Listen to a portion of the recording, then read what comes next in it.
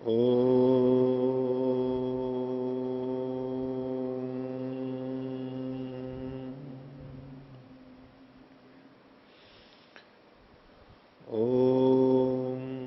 सहनावतु सहनौ पुनक्तु सह वीर्यं करवावहै तेजस्विनावधीतमस्तु मा विद्विषावहै।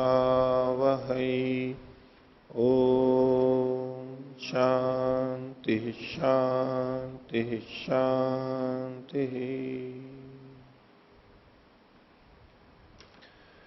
वैशेषिक दर्शन की 21वीं कक्षा। वैशेषिक दर्शन के प्रथम अध्याय के द्वितीय आनेक के 2 सूत्र हमने पिछली कक्षा में देखे थे। पिछले पाठ उनसे संबंधित कोई बात पूछनी है तो पूछ सकते हैं। हाँ आचार्य जी, पृष्ठ संख्या 49 उदयवीर जी की पुस्तक, उदयवीर जी वाली पुस्तक में दूसरे अनुच्छेद में नीचे से तीसरी पंक्ति, इस प्रकार जिन अनेकात्मक गुणों से एक गुण की उत्पत्ति होती है उनकी सूची यह है: रस, गंध, स्पर्श, स्नेह, सांसिधिक, द्रवत्व, एकत्व, एक पृथक्त्व। तो यहाँ पे एक पृथक्त्व क्या अवयवों से मिलकर बना है, ये समझ में नहीं आता है। क्या इसमें एक पृथक्त्व? एक पहली बात तो एक पृथक्त्व क्या है, और एक पृथक्त्व कई अवयवों से मिलकर, जैसे जो रूप होता है धागे के कई अवयवों से मिलकर के एक पट का रूप होता है। तो एक पृथक्त्व कई अवयवों से मिलकर कैसे बना है, ये नहीं समझ में आती।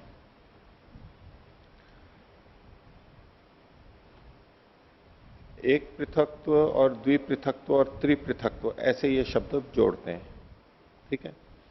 यानी संख्या को आप और ज्यादा कर सकते हैं, पृथक्त्व की संख्याओं को आप कम ज्यादा कर सकते हैं। इसको पहले सुन लीजिए, पृष्ठ संख्या 36 को भी देखिए,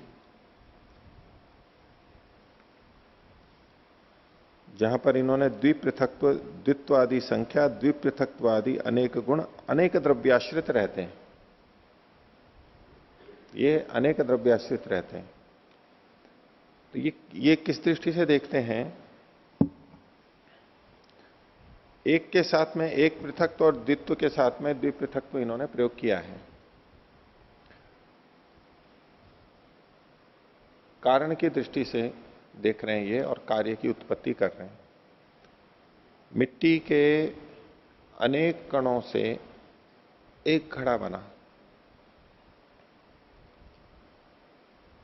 मिट्टी का घड़ा अपने आप में पृथक्त्व रखता है, उसका अस्तित्व है तो वो पृथक्त्व रखता है, वो एक पृथक्त्व है।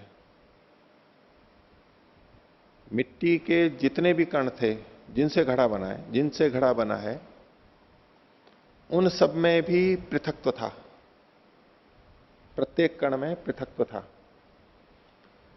उन कणों में जो अपने आप में पृथक्त्व है वो एक पृथक्त्व है, अन्यों की अपेक्षा से नहीं, स्वयं में।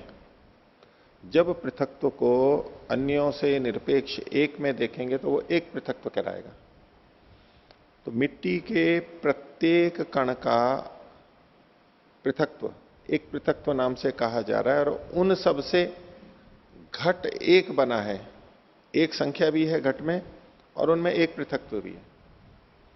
इसको पहले आप संख्या की दृष्टि से भी देख सकते हैं कि मिट्टी के जितने भी कण थे, लाख थे, करोड़ थे, प्रत्येक कण में संख्या गुण था।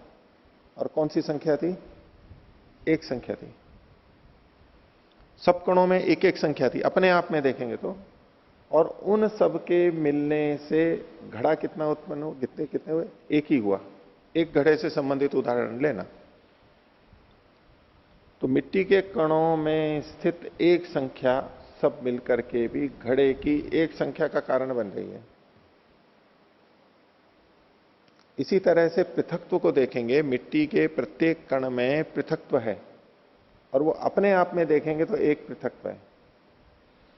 और जब मिट्टी के कणों में आपस में पृथकत्व देखेंगे औरों को सामने देखते हुए, तो वो 2 में यदि देखा जा रहा है तो द्विपृथकत्व होगा, और 3 में देखा जा रहा है तो त्रिपृथकत्व होगा। ऐसे संख्या का प्रयोग करते हैं। ठीक है, तो 2 अणुओं में या परमाणुओं में पृथकत्व है, एक पृथकत्व, और दोनों मिल गए और एक द्वैणुक को बनाया तो उसमें भी एक पृथकत्व होगा। और अगर अलग अलग है, अलग अलग संख्या को देखेंगे परस्पर, तो द्विपृथकत्व त्रिपृथकत्व ऐसा मुझे समझ में आता है। और घड़ों में भी अगर आप कई घड़ों को देखेंगे परस्पर, तो द्विपृथकत्व त्रिपृथकत्व इस रूप में ये प्रस्तुत कर रहे हैं। हाँ आचार्य जी, जो जैसे एक पृथकत्व या द्विपृथकत्व कहेंगे ये शब्द, ये इसमें फिर दो गुणों का समाहार नहीं माना जा सकता क्या? संख्या गुण और पृथकत्व गुण। संख्या तो अलग चीज हो गई, ये पृथकत्व को ही 2 अलग ढंग से देख रहे हैं। अब ये ऐसी भाषा का प्रयोग करते हैं इसलिए एक पृथकत्व का, इस विषय में और आगे स्पष्ट करेंगे। एक दूसरा प्रश्न था आचार्य जी।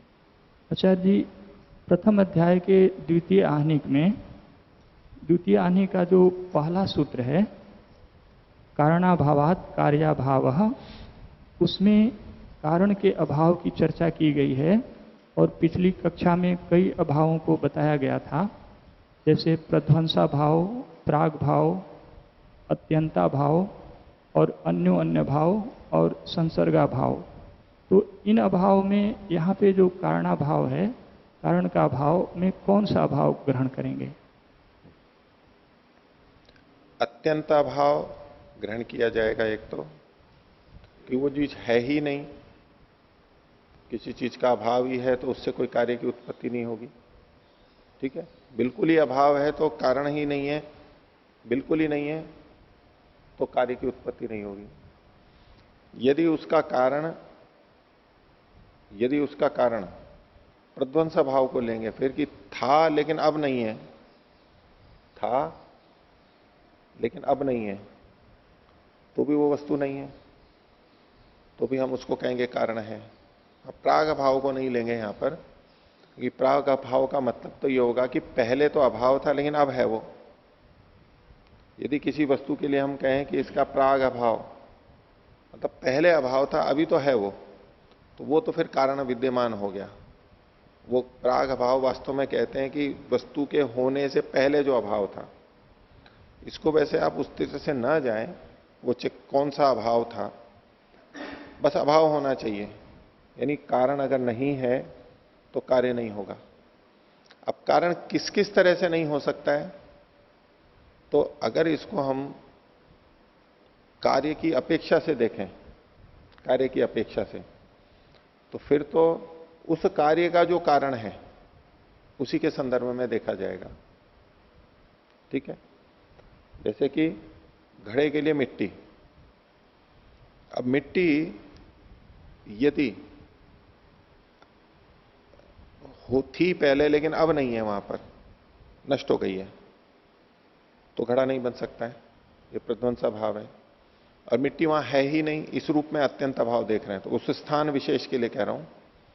अगर कोई ऐसी चीज जो कि कभी होती ही नहीं है, जैसे आकाश का पुष्प, वो तो कभी होता ही नहीं है, तो ऐसी चीज तो उसका तो कोई कार्य होता ही नहीं है, इसलिए उस कार्य के संबंध में तो कारण की चर्चा यहां आएगी ही नहीं।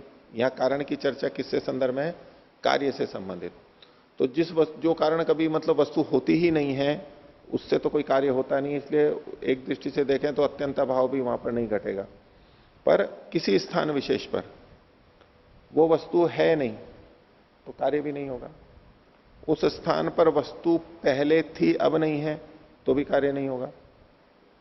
ठीक है, लेकिन पहले नहीं थी अब है तब तो कार्य हो जाएगा। और अन्योन्य भाव है, अन्योन्य भाव तो कोई वस्तु है तो उसमें अन्यों का अभाव होता है। मिट्टी से घड़ा बनता है तो मिट्टी में तंतु का अभाव है ही, लेकिन फिर भी मिट्टी से घड़ा तो बनता ही है, तो अन्यों का अभाव उसमें है, इससे कार्य के बनने में कोई बाधा नहीं है, वो तो बन ही जाएगा। और संसर्ग का भाव है, संसर्ग का भाव तो संसर्ग न होने को कहते हैं, इसलिए वो तो द्रव्य का नहीं है, अगर संसर्ग नहीं है तो संसर्ग का अभाव है, बस। ठीक है। हाँ, और कोई पूछ। ओम। सूत्र संख्या 24 में बताया गया था कि कर्म से कर्म उत्पन्न नहीं होता, लेकिन यदि उदाहरण में गेंद को ऊपर फेंकें तो वह कुछ काल पश्चात नीचे आती है, यहां उत्क्षेपण नामक कर्म को अवक्षेपण नामक कर्म का कारण क्यों ना माना जाए? उत्क्षेपण एक कर्म है और अवक्षेपण भी एक कर्म है। ये ठीक है कि उत्क्षेपण के बाद में अवक्षेपण होता है, लेकिन उत्क्षेपण हमें सामान्य भाषा में तो कह सकते हैं क्योंकि इसको ऊपर, क्योंकि ये ऊपर गई थी इसलिए ये नीचे आ रही है, ये भाषा में तो कथन कर देते हैं। लेकिन वैसे ऊपर जाना अपने आप में नीचे गिरने का कारण नहीं है। उसमें ये क्या मानते हैं कि ऊपर गया उसका कारण अलग था, वेग बल जो भी था ऊपर गया, और ऊपर जाते जाते गुरुत्व आदि के कारण या घर्षण संयोग के कारण से वो वेग समाप्त हुआ, और जब समाप्त हो गया तो अब गुरुत्व के कारण से उसका पतन हो रहा है, गुरुत्व के कारण से पतन हो रहा है। तो गुरुत्व ऊपर जा रही थी चीज तब भी था, लेकिन क्योंकि नीचे से वेग यानी बल अधिक था वो उसको अतिक्रमित करके ऊपर ले गया, और जैसे जैसे वेग कम होता गया उसकी गति भी कम होती गई, और एक सीमा आएगी वहां पर ऊपर जाना बंद हो गया। बस नीचे वाले कर्म ने तो यहां तक बात की, अब ये तो समाप्त हो चुका है, उत्क्षेपण वाला कर्म तो समाप्त हो गया है। अब इसके बाद में जो वो नीचे आ रहा है वो गुरुत्व के कारण से नीचे आ रहा है, और वो फिर शुरू होते होते आएगा। तो सीधे सीधे इसको उसको कर्म का कारण, इस उत्क्षेपण को अवक्षेपण का कारण नहीं स्वीकार करते, वो सीधे कारण नहीं है, गुरुत्व के कारण से वो नीचे आ रही है। और बलपूर्वक अगर हम नीचे फेंकते हैं किसी चीज को, उसमें भी फिर ये बीच में संयोग मान लेते हैं। परंपरा से तो कर्म कारण है, लेकिन कर्म वेग का कारण है। जैसे ऊपर से नीचे फेंक रहे हैं, आपका मूल उद्देश्य तो ये था कि कर्म कर्म का कारण क्यों नहीं है, तो चलो ऊपर फेंका वो अपने आप आ रही है, लेकिन ऊपर से हम जब नीचे गिर रहे हैं किसी को बलपूर्वक नीचे गेंद को फेंक रहे हैं, तो उसमें तो हमारे को एकदम सीधा भी दिखता है कि भाई कर्म किया और कर्म से वहां पर दूसरे कर्म अवक्षेपण कर्म उत्पन्न हुआ, पर उसमें वो कर्म से वेग की उत्पत्ति पहले मानते हैं और फिर वेग से कर्म की उत्पत्ति मानते हैं। परंपरा से तो कारण बनता ही है, परंपरा से कारण बनते हैं कर्म वेग का वेग कर्म का, लेकिन वो सीधे सीधे नहीं मानते हैं। यही भेद है बस केवल। हाँ कुछ हो इसी में जैसे गेंद को नीचे फेंकेंगे ऐसा कहा, लेकिन अगर गेंद को हम ऐसे छोड़ देंगे, हम उसमें प्रयत्न नहीं करेंगे, छोड़ने में प्रयत्न करेंगे केवल, हाँ प्रयत्न का अभाव है उसमें। हाँ जी, हमने धारण कर रखा है प्रयत्न का अभाव में, उसमें आगे सूत्र आएगा भी, इसमें प्रयत्न का अभाव होने से गुरुत्वात पतन हम मानते हैं, गुरुत्व से पतन हुआ है। वो बाधक कारण जो था जिसने रोक रखा था, वो बाधक कारण तो हटना ही चाहिए ना भाई। गुरुत्व तो तब भी था जब हमने हाथ में पकड़ रखा था, लेकिन फिर भी पतन नहीं हो रहा था, क्योंकि बाधक कारण था, उसको रोक रखा था। बाधक कारण के हटते ही गुरुत्व ने अपना काम किया और वो नीचे आ गया। इसी सूत्र में जो गुण वैधर्म्यात कहा है? गुण वैधर्म्यात न कर्मणाम कर्म, 24वें सूत्र में। हाँ, तो जो गुण वैधर्म्यात कहा, तो गुण का अर्थ यहाँ पे किया है स्वभाव, जो कर्म का क्षणिकत्व स्वभाव है उसका वैधर्म्य होने से। तो ये वैधर्म्यता किसके साथ देखनी है, ये स्पष्ट नहीं। द्रव्य और गुण से। अर्थ जो है ये तीन है, द्रव्य गुण और कर्म। तो उस दृष्टि से द्रव्य और गुण की अपेक्षा कर्म का क्षणिकत्व होता है, वो एकदम नष्ट हो जाता है, रहता ही नहीं है, यानी हुआ और फिर आगे होता है तो वो अगला कर्म हो जाता है। द्रव्य और गुण अनित्य होते हुए भी इसकी अपेक्षा दीर्घ स्थायी रहते हैं। ठीक है। हाँ, और कोई पूछिए। आचार्य जी, वो पिछले ही प्रश्न से संबंधित प्रश्न था। जैसे कारण के अभाव की जो चर्चा हुई थी, इसमें प्रश्न ये था कि संसर्गा भाव भी उस कारण के अभाव में ले सकते हैं या नहीं? संसर्ग भी एक कारण है जी। यानी संसर्ग यानी तो संयोग। हम ये जानते हैं कि किसी भी कार्य द्रव्य का असंभवी कारण संयोग होता है, कारण में स्थित संयोग। ठीक है। तो संसर्ग मतलब तो है पास पास में होना, वो भी कारणों में आ रहा है। यहां कारणों में केवल संभवी कारण ही नहीं, असंभवी कारण भी लिया जाएगा। तो संसर्गा भाव को भी जब आप देखेंगे वो एक अलग ढंग से देखना है। अब संसर्गा भाव है, उसकी एक सत्ता मान ली, यानी संसर्ग का देखो, संसर्ग का अभाव कैसा हो सकता है? संसर्ग का अभाव कैसा हो सकता है? वो प्राग भाव भी हो सकता है कि पहले तो संसर्ग नहीं था लेकिन अब संसर्ग है। प्रध्वंसा भाव, पहले तो संसर्ग था अब वो संसर्ग नष्ट हो गया है। और अत्यंता भाव भी, वो संसर्ग है ही नहीं, कभी भी उस तरह का संसर्ग होता ही नहीं है। अन्योन्या भाव की इन दो में संसर्ग है तो दूसरी चीजों से उसका संसर्ग नहीं है, तो उसको उस रूप में मत देखिए। एक संयोग गुण संसर्ग, उसका किसी भी तरह से अभाव हो, अभी नहीं होना चाहिए वो संयोग, या उस तरह का नहीं होना चाहिए उसको। बाकी तो प्राग भाव, प्रध्वंसा भाव, अत्यंता भाव और अन्योन्या भाव, ये चार रूप में ही देखा जाता है। हाँ आचार्य जी, यदि संसर्गा भाव को इस रूप में लें कि इस कमरे में घड़ा नहीं है पर अन्यत्र है, तो इस कमरे में घड़ा, इस कमरे में घड़ा है, हाँ, अन्यत्र घड़ा नहीं है, अन्यत्र है, दूसरी जगह है, तो इस कमरे में घड़ा नहीं बन सकता है, तो इस रूप में उसे ले सकते नहीं, हैं? उसमें मिट्टी को लेंगे, मिट्टी यहां पर नहीं है। जी मिट्टी यहाँ पर। इसलिए जो अत्यंता भाव की बात थी कि वो तो संसार में है ही नहीं कभी, उसको मैं इस रूप में प्रस्तुत कर रहा था कि यहां नहीं है मिट्टी अभी, जी और जगह है, यहां पर नहीं है, यहां पर नहीं है। ठीक है, तो आगे का पाठ देखेंगे।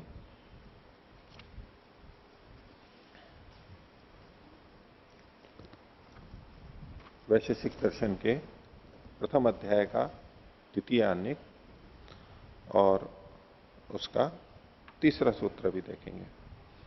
पिछले दो सूत्रों में कारण और कार्य के बीच की बात को इन्होंने बताया था कि कारण का अभाव होने पर कार्य का अभाव होता है, लेकिन कार्य का अभाव होने से ये हम नहीं कह सकते निश्चय पूर्वक कि कारण का भी अभाव है।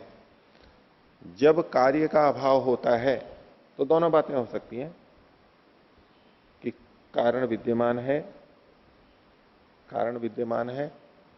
तो भी कार्य नहीं हो रहा है। कारण विद्यमान है यानी कोई विशेष कारण विद्यमान है, तो कोई ना कोई अन्य चीज का तो अभाव मानना ही पड़ेगा। जैसे कि मिट्टी है, पानी है, कुम्हार भी है, सारी चीजें रखी हुई हैं, चाक भी है, लेकिन कुम्हार के द्वारा जो यत्न किया जाना है वो नहीं है, वो नहीं है, वो भी तो एक कारण है। तो यहां कारण का अभाव जो है, कारण का कार्य का अभाव होने है। घड़ा नहीं है इसका मतलब मिट्टी भी नहीं है, इसका मतलब चाक भी नहीं है, इसका मतलब कुम्हार भी नहीं है, ये मतलब नहीं होता है। वो हो भी सकते हैं। यदि जितने भी आवश्यक कारण हैं, कर्म संयोग आदि सब चीजें अगर मिला ली जाएं, वो सारे कारण होंगे तब तो कार्य हो ही जाएगा, वो तो कार्य हो ही जाएगा। कुछ ना कुछ तो कमी है, अगर कार्य नहीं हो रहा है तो कुछ ना कुछ कहीं कमी है, लेकिन कुछ कमी है इसका मतलब ये नहीं कि सारी की सारी ही कमी है, सारे ही कारण नहीं है ये मतलब नहीं होता, कुछ कारण रह भी सकते हैं।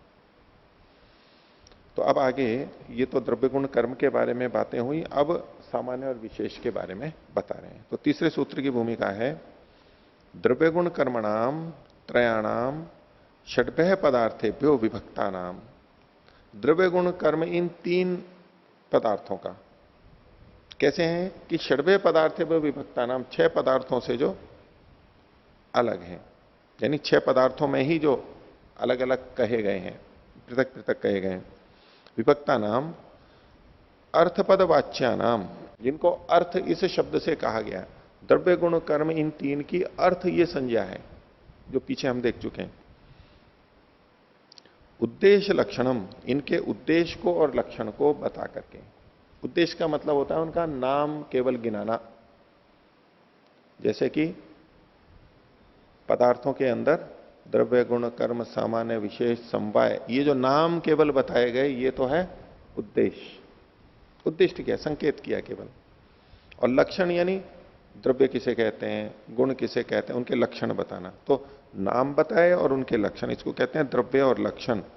और कार्य कारण भावम च उक्त्वा, इनके परस्पर कार्य कारण भाव को भी कह करके कौन किसका कारण हो सकता है, नहीं हो सकता है, या कौन सा कारण होता है, ये कह करके कम प्राप्त सामान्य विशेष लक्ष्यति आचार्य। अब सामान्य और विशेष को संकेतित कर रहे हैं, लक्षित कर रहे हैं। ये सामान्य विशेष क्या होते हैं? तो तीसरा सूत्र है सामान्यम विशेष इति बुद्ध्यपेक्षम। सामान्य और विशेष ये दो जो चीजें हैं ये कैसे होते हैं? बुद्ध्यपेक्ष होते हैं, बुद्धि की अपेक्षा से होते हैं। बुद्ध्यपेक्ष शब्द के ये कई तरह से अर्थ करेंगे, अभी भाष्य में देखेंगे। बुद्धि की अपेक्षा से होते हैं ये। बुद्धि का मतलब है यहां पर ज्ञान, जिससे हम जानते हैं उसको भी बुद्धि कहते हैं, वो यंत्र उपकरण हमारा अंतःकरण। लेकिन यहां पर ज्ञान की दृष्टि से कथन किया जा रहा है। ज्ञान के आधार पर हम सामान्य और विशेष का निर्धारण करते हैं। कुछ ज्ञान हमारे को पहले अवश्य होगा, उसके आधार पर सामान्य और विशेष का हमें निश्चय होता है। तो ये बुद्धि की अपेक्षा रखते हैं। भाष्य देखिए, सामान्यम विशेषयति, सामान्यम यश्च विशेषः, सामान्य और जो ये विशेष है, इत्येतत्, ये जो दो चीजें हैं, इत्येतत् वृत्तम, ये जो दो व्यापार हैं, वृत्त का मतलब है व्यापारीय व्यवहार, वर्तन, होना, ये जो सामान्य और विशेष का होना है यह है बुद्ध्यपेक्षम, बुद्धे अपेक्षा यस्मिन, बुद्धि की अपेक्षा है जिसमें ऐसा होते हैं। बुद्ध्यपेक्षम में इन्होंने कैसे समास किया? बुद्धे अपेक्षा यस्मिन। बहुरी समास कर रहे हैं, लेकिन बहुरी समास के भी दो तरह से प्रकार होते हैं, उसमें से एक के लिए इन्होंने कहा असमान विभक्तिर बहुरी, इसमें समान विभक्तियां नहीं है। यानी बुद्धे है अपेक्षा, बुद्धे है यहां पर षष्ठी विभक्ति है और अपेक्षा में प्रथमा विभक्ति है, तो ये दोनों असमान विभक्ति वाले हैं, जिसको इन्होंने असमान विभक्तिर बहुरी के नाम से, यानी व्यधिकरण बहुरी के नाम से बोलते हैं। समानाधिकरण बहुरी होता है तो दोनों ही पदों में समान विभक्ति होती है, तो अर्थ करने की शैली अलग अलग प्रसंग में अलग अलग अर्थ होता है। तो बुद्धि की अपेक्षा है जिसमें, जिसमें मतलब किसमें? ये सामान्य विशेष पे जाके लगेगा कि सामान्य और विशेष में बुद्धि की, जिसमें बुद्धि की अपेक्षा होती है ऐसे सामान्य और विशेष होते हैं। ज्ञान की अपेक्षा जिसमें होती है, यद्वा करके अब दूसरे ढंग से खोल रहे हैं। अपेक्षा, अपेक्षा शब्द को लेकर के अब अपेक्षा को खोल रहे हैं। परस्परापेक्षण कारिणो या परस्परापेक्षा कारिणो बुद्धिर यस्मिन, परस्पर अपेक्षा करने वाली बुद्धि जिसमें रहती है, परस्पर अपेक्षा करने वाली बुद्धि जिसमें रहती है वह, ये दूसरे ढंग से किया, ये भी बहुरी ही है। परस्पर अपेक्षा बुद्धिर यस्मिन, यूं करेंगे तो अपेक्षा बुद्धि में, इसमें अपेक्षा और बुद्धि दोनों में समान विभक्ति है। पीछे बताया था वो असमान विभक्ति बहुरी था, ये समान विभक्ति की तरह से बताया। तो अपेक्षा बुद्धिर यस्मिन, अपेक्षा बुद्धि है जिसमें, उसे वो ऐसे सामान्य और विशेष होते हैं। अब यहां पर जो विग्रह किया गया अपेक्षा बुद्धिर यस्मिन, इसमें अपेक्षा शब्द पहले है और बुद्धि शब्द बाद में है, लेकिन यहां सूत्र में क्या है? बुद्ध्यपेक्षम, अपेक्षा शब्द बाद में है और बुद्धि शब्द पहले है। ऐसा क्यों हुआ उसका उत्तर दे रहे हैं। विशेषण से परनिपात आर्षो, विशेषण का परनिपात यानी बाद में आना, ये आर्ष प्रयोग माना जाता है। विशेषण और विशेष से दो शब्द होते हैं। अब यहां पर अपेक्षा बुद्धिर यस्मिन, अपेक्षा और बुद्धि इन दोनों के अंदर विशेषण विशेष्य भाव देखेंगे तो अपेक्षा तो विशेषण है और बुद्धि विशेष्य है। अपेक्षा विशेषण है और बुद्धि विशेष्य है, और विशेषण का विशेष्य से समास हो जाता है, वो एक अलग है। तो यहां ये कह रहे हैं कि विशेषण और विशेष्य, तो बुद्ध्यपेक्षम में अपेक्षा शब्द बाद में आया है। दो शब्द हैं, दो पद हैं, दो पदों में समास के दो पद हैं, उसमें पहले अगर शब्द आता है तो कहते हैं वो पूर्व में आया है, और बाद में होता है तो पर में आता है। तो अपेक्षा बुद्धिर यस्मिन ये विग्रह करते हुए भी अपेक्षा शब्द को इन्होंने कहा लिया, बाद में लिया पर। बुद्ध्यपेक्षम सूत्र में जो बुद्ध्यपेक्षम शब्द है अपेक्षा बाद में आया है, तो इसको कहते हैं पर निपात, बाद में उसको रखा गया है, वो आर्ष प्रयोग है। अथवा ये सूत्र इन्होंने दिया राजदंतादिशु परम, ये अष्टाध्यायी का सूत्र है। कुछ शब्द है राजदंतादि, तो उनमें जैसे बाद में शब्द आता है, ऐसे कुछ शब्द ऐसे होते हैं जिनमें बाद में आता है, नहीं तो प्राय सब प्रारंभ में ही आएगा वो। ये दो तरह से अर्थ किया। अब तीसरा कह रहे हैं अथवा बुद्धिम अपेक्षते इति बुद्ध्यपेक्षम, बुद्धि को अपेक्षा करते हैं, हिंदी में बोलेंगे तो बुद्धि की अपेक्षा करते हैं जो, जिनको बुद्धि की अपेक्षा है, यानी ये सामान्य और विशेष, इनको हमेशा बुद्धि की, ज्ञान की अपेक्षा रहती है। अगर ज्ञान नहीं है तो सामान्य विशेष का बोध भी नहीं हो पाएगा। तो बुद्धिम अपेक्षते इति बुद्ध्यपेक्षम, ये बुद्धि की अपेक्षा रखते हैं। अब अंतर बताने के लिए कह रहे हैं कि अन्य चीजों में बुद्धि की अपेक्षा नहीं होती, तो उसके लिए कह रहे हैं न तो इंद्रियकम अर्थम अपेक्षते इत्यर्थः। इंद्रिय के अर्थ को, इंद्रिय के अर्थ होते हैं जैसे कि हमारी चक्षु आदि इंद्रियां हैं, इनके अर्थ यानी विषय क्या होते हैं? शब्द, स्पर्श, रूप, रस, गंध। तो ये जो सामान्य और विशेष हैं, ये रूप, रस, गंध आदि इन गुणों की अपेक्षा नहीं रखते, ये बुद्धि की अपेक्षा रखते हैं, ज्ञान गुण की अपेक्षा रखते हैं। बुद्धि और ज्ञान एक अलग गुण है, हम गुणों के प्रसंग में देखा था। तो हम जब समानता देखते हैं,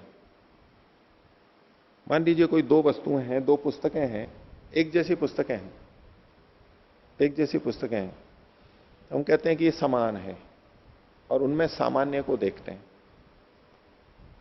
उनका रंग सफेद समान है, अथवा दो कागज हैं, पीले कागज हैं तो हमें पीला पीलापन दिखाई देता है, ये एक जैसे हैं। तो रूप को देख करके, आकार को देख करके हम समानता का ज्ञान करते हैं, समानता, सामान्य को जानते हैं, ये समान है। तो हमारे प्रथम प्रतीति क्या होती है कि हम गुणों के आधार पर सीधे सीधे आंख से हमने देखा कि दो चीजें समान है, तो कैसे पता लगा? बोले आंख से देख रहा हूं मैं, देखो ये समान है। गंध समान आ रही है तो क्या नहीं समान गंध है। विशेष करना है तो नहीं, इसमें तो सुगंध आ रही है, इसमें दुर्गंध आ रही है, तो कैसे हमने देखा? सूंघ करके देखा। ऐसे छू करके देखने से भी। तो हमारे प्रथम दृष्टया क्या होता है कि हम गुणों के आधार पर ही सामान्य और विशेष का ज्ञान, सामान्य और विशेष को समझ पाते हैं। इनका यह कहना है कि जो सामान्य विशेष है, ये गुणों के ज्ञान के बाद में एक बुद्धि उत्पन्न होती है, उसकी अपेक्षा रखता है। केवल रूप गुण, यहां भी रूप गुण दिखा, यहां भी वही रंग, यहां भी वही रंग, यहां भी वही रंग, यहां भी वही रंग। पहले चीज को देखा वही रंग दिखा, दूसरी चीज को देखा वही रंग दिखा, तीसरी चीज को देखा वही रंग दिखा। तो जिस समय पहली चीज को देख रहे थे तो वो रंग दिखा, मतलब उसका ज्ञान हुआ, हमारे को अंदर पहुंच गया ज्ञान। दूसरी वस्तु को देखा, रूप गुण को देखा, उसका एक ज्ञान, वो भी अंदर पहुंच गया। तीसरी वस्तु को देखा, उसका भी रूप गुण अंदर चला गया और एक जैसा था। अंदर जो ज्ञान हुआ हमारे को, वहां उस ज्ञान के आधार पर हम कहते हैं कि इनमें सामान्य है। तो रूप आदि गुणों की अपेक्षा न करके ये बुद्धि की अपेक्षा रखता है। सामान्य जो चीज है, जो एक सामान्य का हमें बोध होता है, विशेष का बोध होता है, वो ज्ञान के आधार पर होता है। यानी अन्य इंद्रियों से जो हमने ज्ञान एकत्र किया, उसके आधार पर हमारे को यहां पर सामान्य और विशेष का बोध होता है। अब इतने व्यक्ति जो बैठे हुए हैं, सब में अपनी अपनी विशेषता है। बोले विशेषता का ज्ञान कैसे हुआ? ये अलग है भाई, हमारे रंग, रूप, आकार, प्रकार, अवस्था, वस्त्र, बाल, बहुत सारी चीजें हमारी अलग अलग हैं। हम प्रथम दृष्टिया क्या कहेंगे भाई, अंतर भेद का, विशेष का कैसे पता लगा? तो बाहर के जो रंग रूप हैं उसको हम कारण बताएंगे। समानता का पता लगा कि भाई हम सब मनुष्य हैं, कैसे पता लगा हम सब मनुष्य हैं? तो हम यही चीजें कहेंगे, देखो दो आंखें दिख रही हैं, नाक दिख रहा है, कान दिख रहे हैं, लंबाई चौड़ाई, हाथ पैर आदि। ये जो मनुष्य होने, क्या मनुष्य का जैसा शरीर होता है वैसा हमें दिखाई दे रहा है। इससे हमें पता लगा कि हम सब समान है, सामान्य है, हमें मनुष्यत्व की हमारे में समानता है।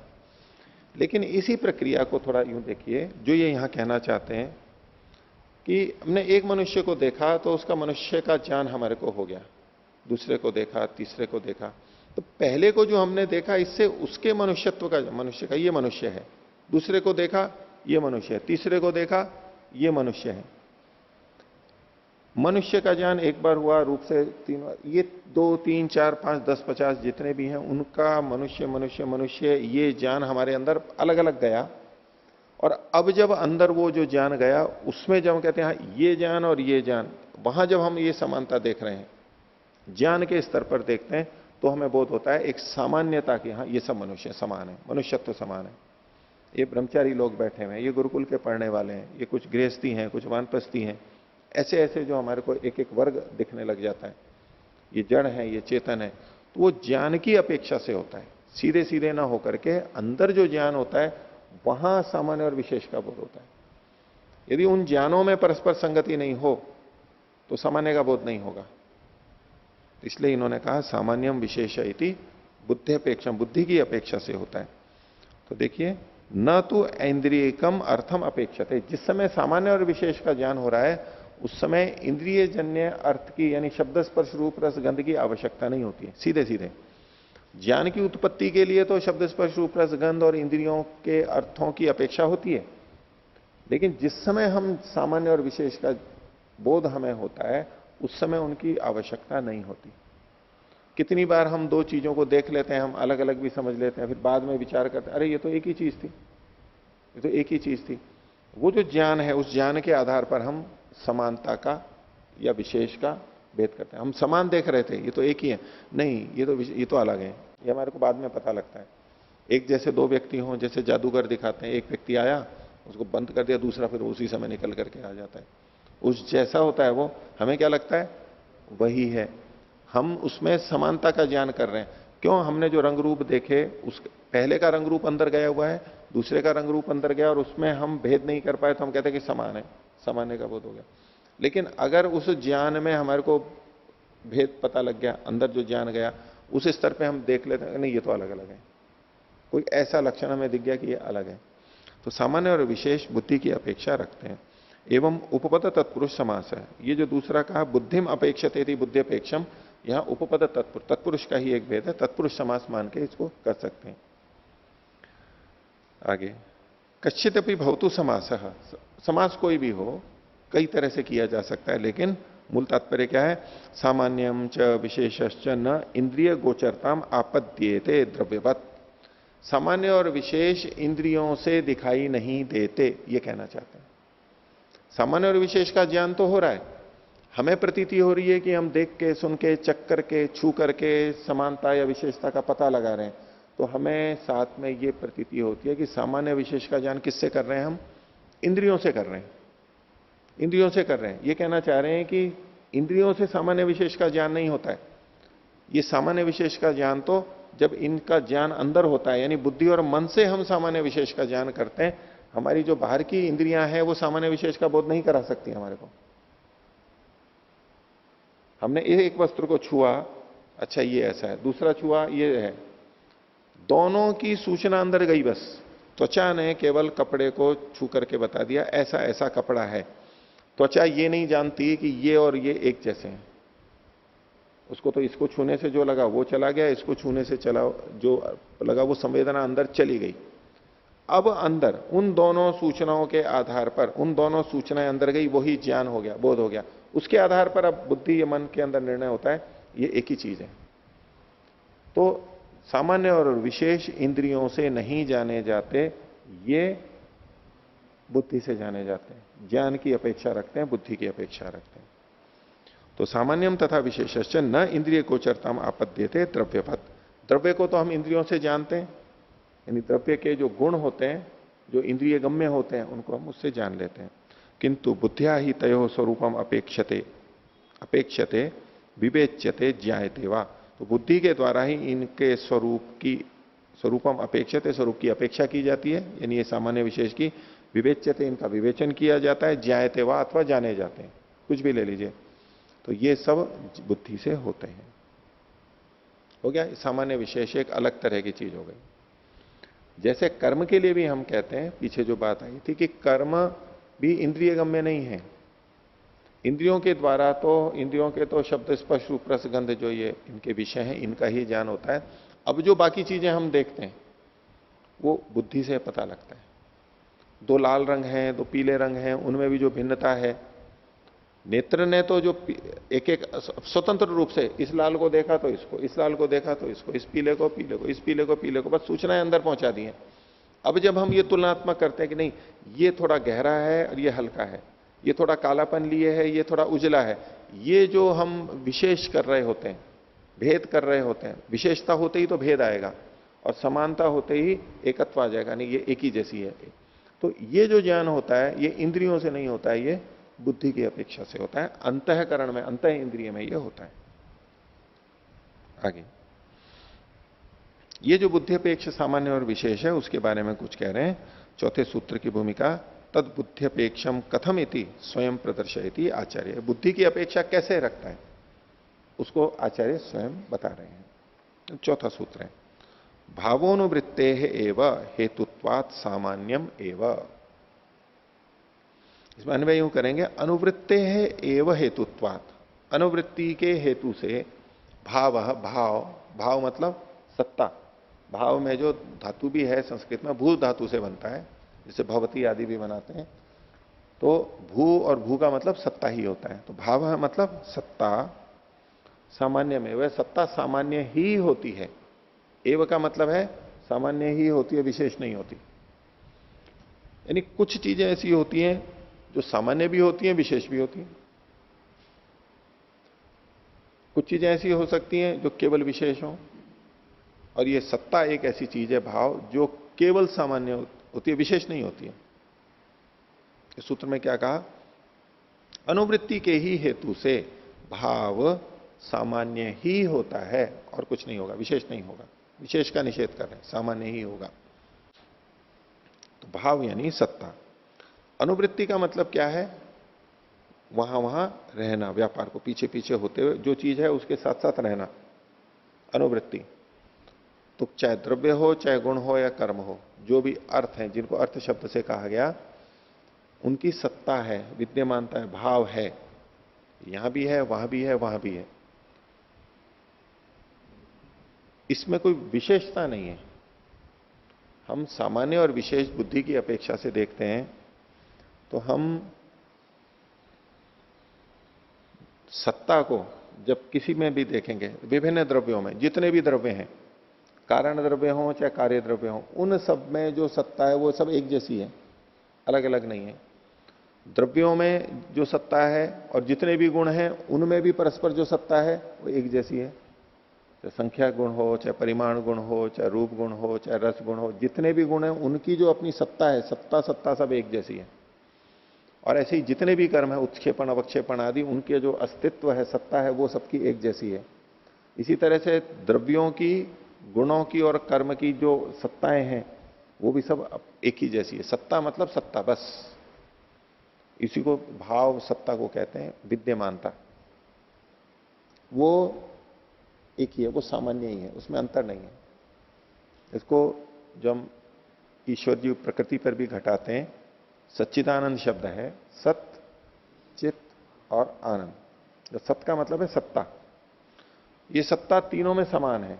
ईश्वर की सत्ता, जीव की, आत्मा की सत्ता, और प्रकृति की, या कारण या कार्य, कोई भी प्रकृति हो, उनकी सत्ता। ये जो सत्ता है ये सब बिल्कुल समान है, इसमें अंतर नहीं है। हम सामान्य रूप से क्या देखने लग जाते हैं कि ईश्वर की भी सत्ता है, जीव की सत्ता है, तो ईश्वर की तो सत्ता सर्वव्यापक है और आत्मा की सत्ता एकदेशी है। ये हम भेद देखने लगते हैं सत्ता में। दूसरे ढंग से चेतन और जड़ में कि भाई ईश्वर की सत्ता है लेकिन वो तो चेतन सत्ता है, और प्रकृति है तो वो तो जड़ सत्ता है। तुम सत्ता के आगे कुछ गुण या विशेषण लगा करके ये देखने लगते हैं कि सत्ता तो अलग अलग तरह की होती है, एक जैसी थोड़ा ना होती है। हम बातचीत में भी एक दूसरे को तेरा क्या वजूद बोलते हैं ना, अस्तित्व, तेरा क्या वजूद है, तेरा कुछ भी वजूद नहीं है, देखो मेरा तो वजूद है।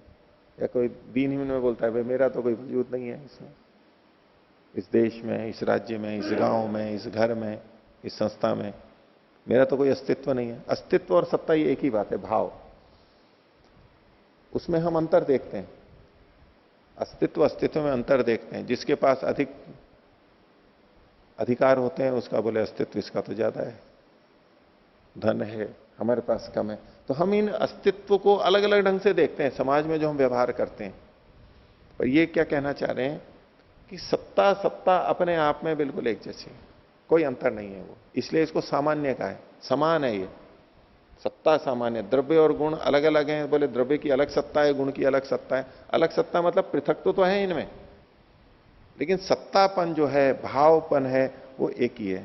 हम जब किसी को कहेंगे राम है, श्याम है, तो उनका जो होना है वो होना एक जैसा ही है। अब उसमें होने को यूं मत कहो कि वो बैठा है और वो लेटा हुआ है, ये बच्चा है, ये बूढ़ा है, इनका होना अलग अलग है ऐसा नहीं बोलना है, पर होना मतलब केवल होना और कुछ नहीं। वो यहां पर सत्ता कही जा रही है, वो सामान्य है, सब में समान रूप से है। तो भावो अनुवृत्तेव हेतुत्व, उसको सामान्य क्यों कह रहे हैं, भाव को सामान्य क्यों कह रहे हैं, क्योंकि अनुवर्तन करती है, सब जगह है वो। कोई ऐसी चीज नहीं बता सकते द्रव्य गुण कर्म जिसमें सत्ता ना हो, कोई चीज ऐसी नहीं बता सकते जिसमें सत्ता ना हो, सत्ता सब में है। वैशेषिक में एक चर्चा और चलती है, एक अभाव पदार्थ और मान लेते हैं, सातवां पदार्थ, द्रव्य गुण कर्म सामान्य विशेष समवाय और अभाव। अब वो बोले अभाव की भी सत्ता है, उसको भी फिर वो अपने तर्क देते हैं अभाव की भी सत्ता है, क्योंकि अभाव में भी गुण होता है। अंधकार को भी ले लेते हैं, अंधकार जो है, अंधकार द्रव्य है या नहीं है, सत्ता है या नहीं है अंधकार की, तो उसमें गुण भी रहते हैं, उसमें कर्म भी रहते हैं। छाया को भी ले लेते हैं उसी तरह, अंधकार कह लो छाया कह लो, तो छाया में गति होती है ना, तो जिसमें कर्म होता है, अच्छा छाया का भी परिमाण होता है ना भाई जिसकी छाया वो छोटी बड़ी होती है, प्रकाश के आधार पर भी छोटी बड़ी होती है। छाया को हम देख सकते हैं ना आंख से, रूप गुण है, तो जिसमें गुण है और कर्म है और संवाई कारण, वो अपने गुण और कर्म का संवाई कारण भी हो गया। औरों का संवाई कारण हो या ना हो कार्य द्रव्य, लेकिन अपने गुण और कर्म का संवाई कारण तो हर चीज होती है, तो संवाई कारण भी हो गई, तो बोले वो भी द्रव्य है। लेकिन हम पीछे देख करके आए थे द्रव्य गुण कर्म में सत, एक सत शब्द का था। ऐसे ये जो सत्ता है, तो अनुवृत्ति जो सब में विद्यमान है, अब वो लोग इसकी बोले अभाव की भी सत्ता है, भाई अभाव तो भाव से विपरीत है ना, भावो अनुवृत्ते रेव हेतु, तो वो भाव होना चाहिए, भाव सत्ता, वो कह नहीं अभाव की भी सत्ता है, तो अभाव की सत्ता तो अभाव रूप में है। न्याय दर्शन में भी ये सारी बात आती है। इससे हमारे को इनका सिद्धांत स्पष्ट हो जाता है कि सत्ता वास्तव में होनी चाहिए, उसी को भाव होना चाहिए, और वो चूंकि सब जगह है इसलिए उसको सामान्य कहते हैं। भाष्य देखिए, अनुवृत्ते एवं हेतुतात अनुवृत्ति बुद्धे है यदवा अनुवृत्त बुद्धे रेव हेतुत्वा, पीछे बुद्धिपेक्षम जो कहा था, तो ये अनुवृत्ति जो कह रहे हैं इसकी बुद्धि होनी चाहिए हमारे अंदर। यहां है, हाँ यही यहां पर भी है, हाँ यही चीज यहां पर भी है, ये जो हमारे को बोध होता है ये अनुवृत्ति बुद्धि है। अनुवृत्ति बुद्धि, अनुवृत्ति की बुद्धि या तो अनुवृत्त रूप बुद्धि, दो तरह से यहां पर इन्होंने लिखा है, एक तो अनुवृत्ति बुद्धि ही और दूसरी है अनुवृत्त बुद्धि। एक तो है अनुवृत्ति की बुद्धि, एक अनुवृत्त रूप बुद्धि। अनुवृत्ति की बुद्धि का मतलब है अनुवर्तन हो रहा है, उससे संबंधित कोई बुद्धि ज्ञान हो रहा है। यहां भी है, ये भी लाल है, ये भी लाल है, ये भी लाल है, ये भी सफेद है, ये भी सफेद है, ये भी सफेद है। ये जो यहां भी ये गुण जो श्वेतत्व श्वेतत्व श्वेतत्व ये जो दिख रहा है, ये जो अनुवर्तन है, इसकी एक बुद्धि बन रही है हमारे को, उसको अनुवृत्ति की बुद्धि का, ये षष्ठी तत्पुरुष होगा। एक है अनुवृत्त बुद्धि, इसमें समानाधिकरण देख रहे हैं कि अनुवृत्त भी वही है और बुद्धि भी वही है। हमने रूप देख लिया, ये सफेद सफेद है, ये लाल लाल है, ये सब देख लिया। अब जो अंदर ज्ञान उत्पन्न हुआ अनुवर्तन का, ये भी वही, ये भी वही, वो भी वही, ये अनुवर्तन रूप बुद्धि अंदर, दोनों तरह से इसके अर्थ किए इन्होंने इस हेतु से। भाव सामान्यम एवं, भाव क्या है उसको खोल रहे हैं, भाव इसी को खोला, सत्ता अस्तित्व, सत्ता, सत्ता को ही भाव कहा जा रहा है। सामान्यम एवं, ये सामान्य ही होता है, सामान्यम एवं अल्प विराम ले लीजिए। भाव यानी सत्ता सामान्य ही होती है, मतलब विशेष कभी भी नहीं होती है। इसको अब गिना रहे हैं, सत्ता कैसे, तो द्रव्यम सत, द्रव्य भी सत होता है, यानी सत्ता होती है उसकी। गुण सन, गुण भी होता है। कर्म सत, कर्म भी होता है। इति, अब इसमें जो गुण सन लिखा हुआ है ना, ये केवल भाषा की दृष्टि से है, लिंग की दृष्टि से, कि द्रव्यम ये नपुंसक लिंग है इसलिए सत बनता है उसका, गुण ये पुल्लिंग में है इसलिए सन बन रहा है, और कर्म ये नपुंसक लिंग है इसलिए सत बन रहा है। शब्द एक ही है, ये भेद नहीं है। इति सत्ताया सर्वत्र, इस प्रकार सत्ता के सब जगह, कहां, द्रव्य गुणे कर्मणि खलु अनुवर्तमानत्वा, द्रव्य गुण कर्म सब में अनुवर्तन होने से इसको सामान्य कहते हैं, विशेष नहीं होगा। अब इससे अर्थापत्ति से एक अर्थ निकाल रहे हैं, क्या, अत्र अर्थात आपत्तिते, यह अर्थापत्ति से यह निकल करके आ रहा है कि व्यावृत्तेरेव हेतुत्वात् विशेष एवं, व्यावृत्ति के हेतु से विशेष ही होता है। जहां केवल व्यावर्तन व्यावर्तन होगा, अनुवर्तन तो क्या है कि यहां भी वही, यहां भी वही, यहां भी वही। व्यावर्तन क्या होगा, यहां जो है ये यहां भी नहीं है, यहां भी नहीं है, यहां भी नहीं है, केवल ये यहीं पर ही है, औरों में नहीं है, इसको व्यावर्तन कहेंगे। तो जो इसके विपरीत, अनुवृत्ति के विपरीत होगा तो व्यावृत्तेरेव हेतुत्वात् विशेष एवं, इसको खोल रहे हैं व्यावृत्ति बुद्धि, यद्वा व्यावृत्त बुद्धेरेव हेतुत्वात् विशेष एवं, व्यावृत्त बुद्धि से ये विशेष ही होता है। अब इसमें देखिए, वही व्यावृत्ति बुद्धि का मतलब है व्यावृत्ति की बुद्धि, और व्यावृत्त बुद्धि का मतलब ये कर्मधारय ले लेंगे व्यावृत्त रूप बुद्धि, एक ही बात है। और बोल रहे हैं तथा च यस्मिन खलु कदाचित अनुवृत्ति बुद्धि, जिस वस्तु में कभी अनुवृत्ति बुद्धि हो रही हो, कदाचित व्यावृत्ति बुद्धि, कभी पृथक होने की बुद्धि हो रही हो, तो तस्मिन सामान्यम विशेषश्चेति द्वयम भवति, उसमें सामान्य भी होता है और विशेष भी होता है। किस तरह से होता है, स्वरूपम, स्वरूप में, स्वरूप ज्ञानम व, या उसके स्वरूप के ज्ञान में, उसका स्वरूप या उसका स्वरूप का ज्ञान, दोनों तरह से किसी भी तरह ले लो, उसको विशेष कहते हैं। सामान्य भी होता है, विशेष भी होता है। अब देखिए, इसको सामान्य और विशेष इस दृष्टि से जब हम देखेंगे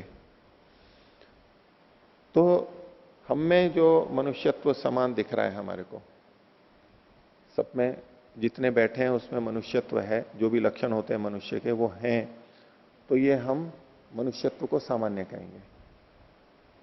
लेकिन यदि यहां पर गाय भी हो, भैंस भी हो, बकरी भी हो, उनकी अपेक्षा से जब मनुष्यत्व को देखेंगे तो गोत्व की अपेक्षा से मनुष्यत्व विशेष कहलाएगा, क्योंकि वो व्यावर्तन कर रहा है, वहां नहीं है वो मनुष्यत्व, गोत्व में नहीं है, गाय में नहीं है, भैंस में नहीं है, बकरी में नहीं है, पत्थर में नहीं है मनुष्यत्व।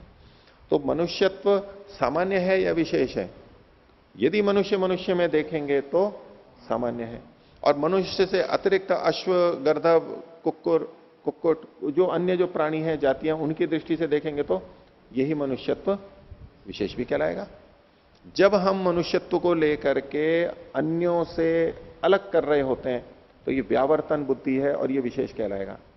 कोई मनुष्य अगर कोई गलत कार्य कर रहा हो तो कहते हैं कि ये तो काय का मनुष्य है, और तुम तो मनुष्य हो, याद दिलाते हैं, पशुओं की तरह क्यों आचरण कर रहे हो, यानी अब मनुष्यत्व को दूसरों से भिन्न कर रहे हैं। और जितने भी मनुष्य, गाय, भैंस आदि हैं, उसको जब हम प्राणी बोलते हैं, जो प्राण लेते हैं, जो जीवन धारण कर रहे हैं, उस दृष्टि से देखेंगे तो फिर प्राणी जो है वो सामान्य होगा। जितने भी प्राणी हैं, मनुष्य और गाय, सब में प्राणी की दृष्टि से हम सब समान हैं, लेकिन जड़ वस्तुओं से वही भेद कर देगा, विशेष कर देगा। तो प्राणी सामान्य है या विशेष है? सामान्य, विशेष नहीं है। नहीं, सब आ गए, लेकिन जड़ वस्तुओं की अपेक्षा से, अब प्राणी भी तो होते हैं, उनकी अपेक्षा से प्राणी विशेष है। अब प्राणियों में भी मनुष्य, गाय आदि हैं, ये सामान्य है या विशेष है?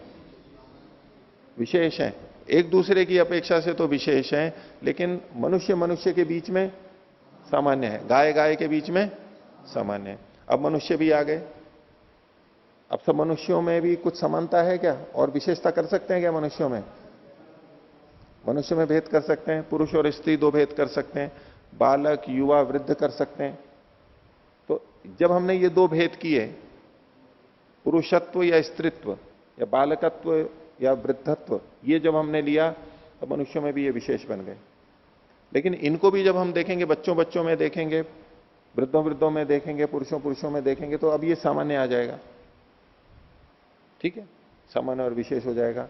अब उसके अंदर भी बहुत कर सकते हैं कि भाई ये ब्रह्मचारी है, ये गृहस्थ है, ये वानप्रस्थी है, ये सन्यासी है, अब भेद कर दीजिए।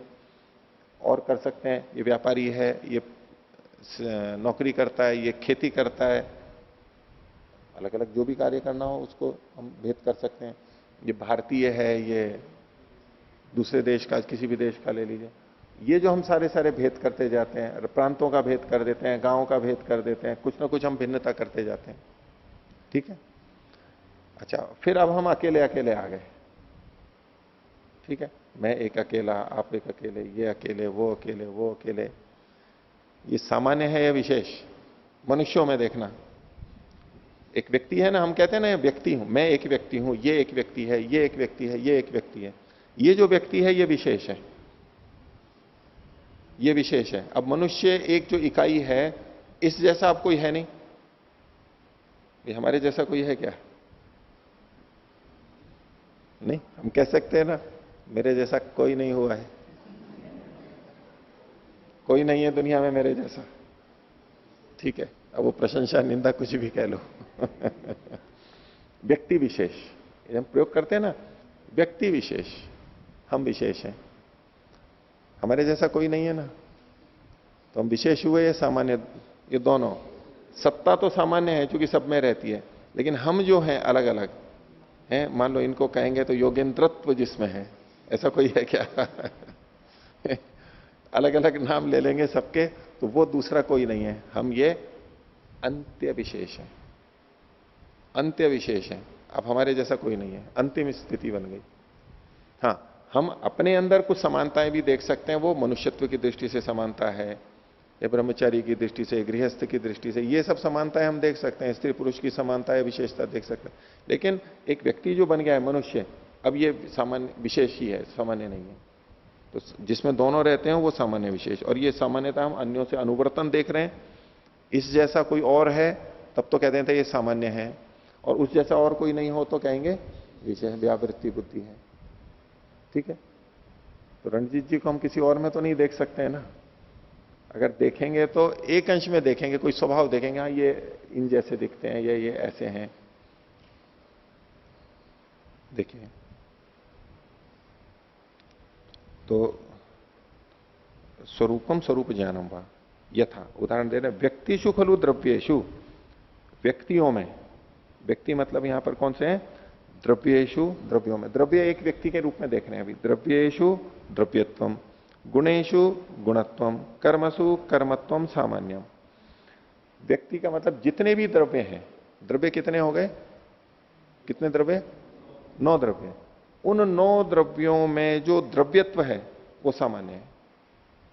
पृथ्वी में भी द्रव्यत्व है, जल में भी, आत्मा में भी, सब में जितने भी हैं। इनमें जो द्रव्यों में एक एक द्रव्य 9 द्रव्य अलग अलग थे, इन द्रव्यों में जो द्रव्यत्व है वो सामान्य है। इसी तरह का गुणेशु गुणत्वम, जितने भी गुण हैं, 24 गुण हैं, उन गुणों में जो परस्पर गुणत्व है ये सामान्य है। और कर्मसु कर्मत्वम, जितने भी कर्म हैं, 5 कर्म हमने देख रखे हैं, उत्क्षेपण अवक्षेपण आदि, इनमें परस्पर कर्मत्व की समानता है। आगे, अतः भावापेक्षया, लेकिन भाव की अपेक्षा से अगर देखने लगे इनको, भाव का मतलब सत्ता, जो कि सूत्र में कहा गया था, भावापेक्षया यथवा महासत्तापेक्षया, इसको महासत्ता भी कहा गया। भाव को महासत्ता यूं कहा गया क्योंकि सब में है, वो इतनी महान है कि सब में विद्यमान है। उसकी अपेक्षा तो विशेषश्चापि, ये विशेष भी होते हैं। कौन? द्रव्यत्व, गुणत्व, कर्मत्व, जिनको अभी इन्होंने सामान्य बताया था द्रव्य द्रव्यों की दृष्टि से, लेकिन सत्ता की अपेक्षा से ये विशेष भी होते हैं। विशेषश्चापि भवति उभय था, यानी ये दोनों तरह से हो गए। द्रव्यत्व, गुणत्व, कर्मत्व सामान्य भी हैं और विशेष भी हो गए। आगे, पृथिव्यादिषु व्यक्तिषु विशेषेषु।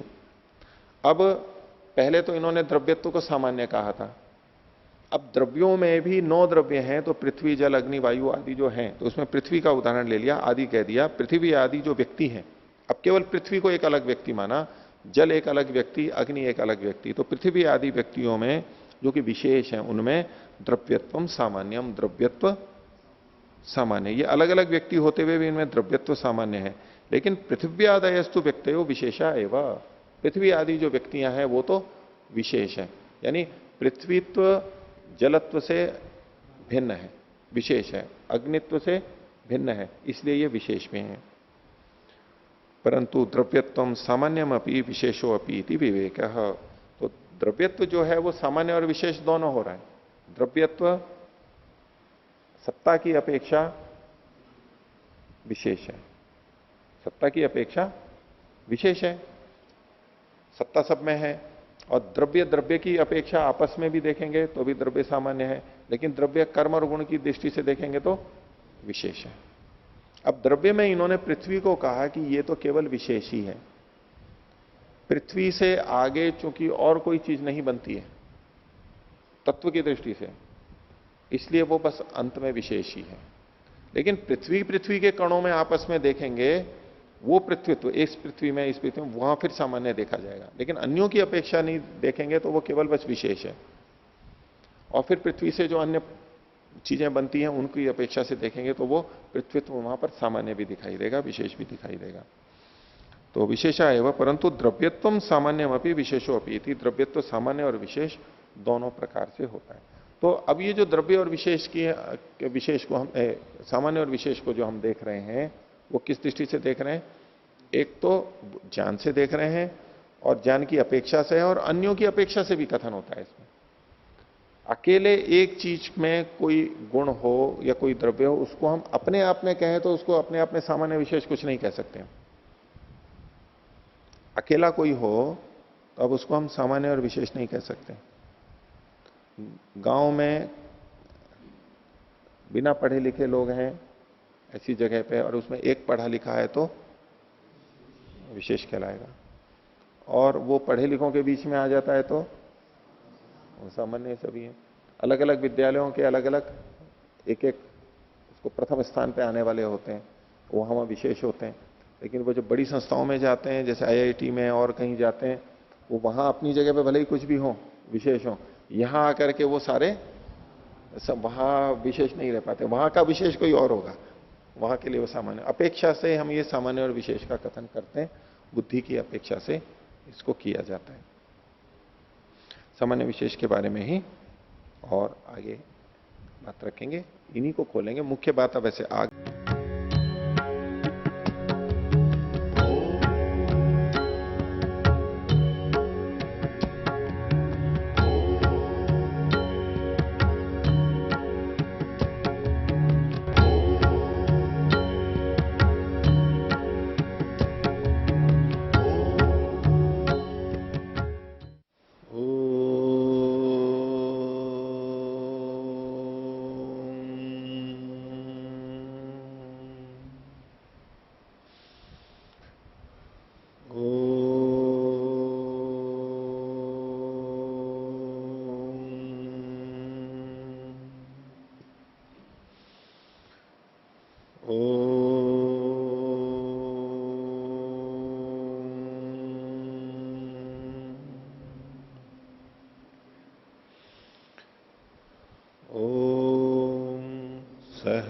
सहनावतु सहनौ भुनक्तु सह वीर्यं करवावहै तेजस्विनावधीतमस्तु मा